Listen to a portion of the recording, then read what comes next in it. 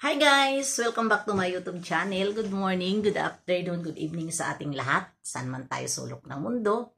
Sana'y nasa mabuti tayong kalagayan at ligtas sa anuman masamang kapahamakan. At bago ang lahat, shoutout muna tayo sa founder ng Kalingap, Kuya Val Santos Matubang at Edna Vlogs, Kalingap Rob, syempre kay Jack Matubang, at sa lahat ng mga sponsor na walang sawa tumulong sa mga nangangailangan, more blessing to come. At syempre, shoutout sa Kalingap Strikers, hindi ko na maisa-isa. At kaibigan ko dito sa mundo ng YouTube, Tita Thankful, Tita Lydia, si Spexelixi, Hayat's Mix Vlog, Cell TVPH, Irene Azoljima, at syempre si Maria Ligaspi Vlog. At ayan, ano ngayon ang ating reaction video? Re-reactionan natin itong comment ni Kalingap Rob doon sa live ni Duklab. Na ayan na nga, kung mababasa nyo sa thumbnail, ay basahin nyo na lang at hindi ko na babasahin dahil nandyan naman naka-thumbnail ko siya, no? Na comment ni Kalingap Rob. Dahil nga ay alam nyo naman, si Kalingap Rob ay hindi ito siya basta-basta nagko-comment, basta natural lang na mga sa kanya, pangbabas, natural lang. Pero, ayan nga, ayon nga sa sinabi niya, pumayag nga siya doon sa tindahan, pero hindi lang niya nagustuhan ang comment ng isang sponsor. At siguro ko, ito si Doc Club, hindi niya siguro nakita na may mga comment na doon ang isang sponsor, may comment na doon na yun na nga ang mga pinagsasabi kay Kalingap Rob. Ayan sino ang dahilan dito na bakit nagkagulo itong about sa tindahan? Sino ang salarin dito? Diba? Nang dahil lang sa pagpagawa sa tindahan na binaypas nila si Kalingap Rob. Sana naman, para hindi nagkagulo sana, dahil kahit pa yan sinabi kay Makmak, na tindahan ay ito dapat na nakakausap ng mga tumutulong kay Bibi Beyonce, dapat huwag i-bypass si Kalingap Rob. Kung nandyan na sa inyo ang pera, huwag basta-basta magpagawa dahil po nandyan si Kalingap Rob, si Kuya Val. Kahit na hindi na kay Kuya Val, Kalingap Rob na lang kasi ito si Kalingap Rob ay siya naman talaga ang humahawak dyan. Kaya ano ngayon ang nangyari? Pati kayo naapektuhan na mga humahawak dyan, nagtatanggap dyan ng pera ng sponsor. Dapat kasi, yun na nga ang sinabi ko, na kahit nandyan na ang pera, si Kalingap pa rin ang magdidesisyon. At hindi naman yun aagawin sa inyo, dahil kung alam nila na pumayag sila, di wala sanang gulo. Dahil alam nila. At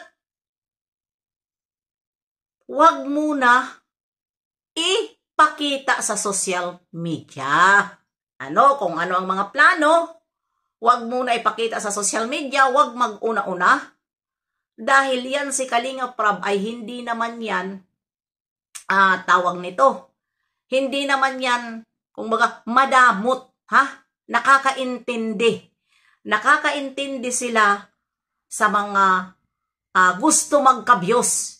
Nakakaintindi sila? Dahil hindi yan sila kukuha ng isang katutak na mga Kalingap partner kung sila ay hayok sa mga views. At hindi sila, yung sila lang ang gusto magkaroon ng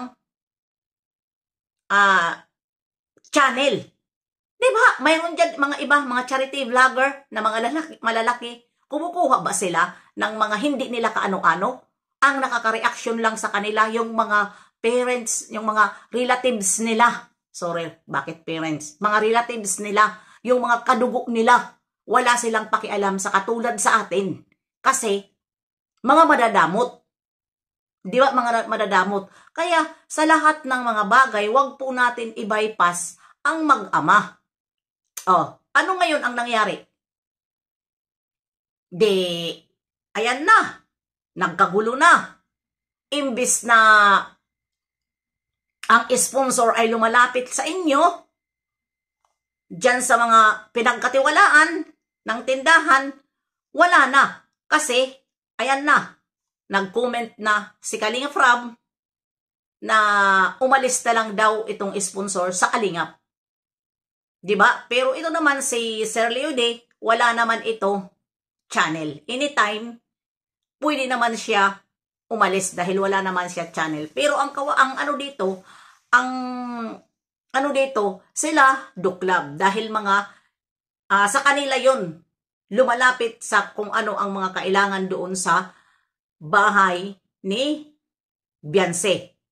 Dahil siyempre, siya ang nauna, siya ang tawag nito, siya ang kinuntak ng mga sponsor dahil ipinikilala naman talaga siya ni Kalingap Rob na siya ang naka-scout kay Beyonce. Kaya doon ang mga sponsor. Pero, pagkaganyan, kahit tapos na ang bahay, na marami pa rin ang nagpapadala o nagpapagawa dyan sa bahay, wag po muna natin i-bypass ang Kalingap.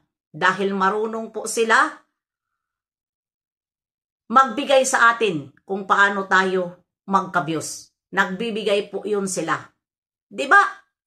Yun, kaya ano pa ang masasabi? Yung mga pinagsasabi nyo kay Kalingap Rob, nandyan po ang pera. Hindi po yun inaangkin ni Kalingap Rob. Intindihin nyo at marami po inaasikaso si Kalingap Rob at hindi lang po ang bahay ni Bibi Beyonce. Dahil kampante na si Kalingap Rob sa bahay,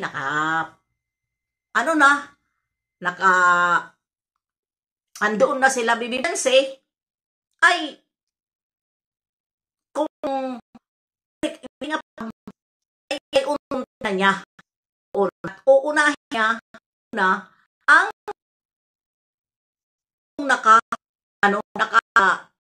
mga project. Total, andoon na si Beyonce, nakatira sa bahay na yun. Kaya walang problema, unti-unti na lang yan. Hindi yan mawawala na mga pera nyo. Diba? Sabi nga ni Kuya Bal, ang mga pera nyo, kung hindi pa man na ibibigay, wag magmadali, pero nakatabi yan sa kanila. Hindi sila naggagastos ng hindi sa kanila. Diba? Hindi sa kanila. Dahil alam po nila na yung pera na yon ay hindi para sa kanila. Para doon sa pinapaabutan na gusto tulungan. Kaya, ayan tuloy, sa sobra niyong hayok sa mga views, rin ako, huwag ko rin kalimutan, dapat na rin ako, kakasabihin, nagmamagaling ako, number 1 din itong Banat Bagsik na panay ang upload. Diba? Kasi yun naman talaga ang ating tawag nito. Yun naman talaga ating ano dito sa YouTube, gawain na views tayo. At nandyan ang mga sari-saring comment na hindi magaganda dahil nandito tayo sa social media. Diba nandito tayo sa social media? Kahit nga presidente, binabas. Diba binabas? Kaya tayo na mga binabas ay tanggap din natin na ibas tayo. Dahil kahit anong pang itong mga ito na mga hinayupak na mga basher, hindi nakakaintindi rin sa host kung ano ang pinagsasabi, kung ano-ano na lang din ang kanilang masasabi. Kahit ang tao ay maganda na ang pinapakita, marami ng mga naitulong, masama pa rin sa paningin nila. Kasi nga, basher. Yun ang kanilang mga iniisip. Mga basher na sila. 'Di ba?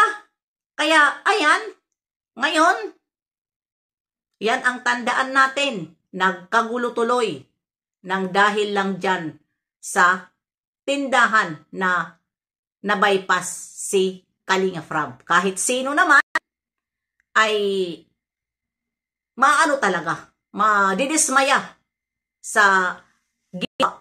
Parang naliwala na siya dyan sa bahay ni Vianse. Yun lang at huwag na kayo magtampuhan sa mga ganitong sitwasyon dahil kung baga hindi lang nagkaintindihan pero labas sa social media, no? Ang ganitong bagay.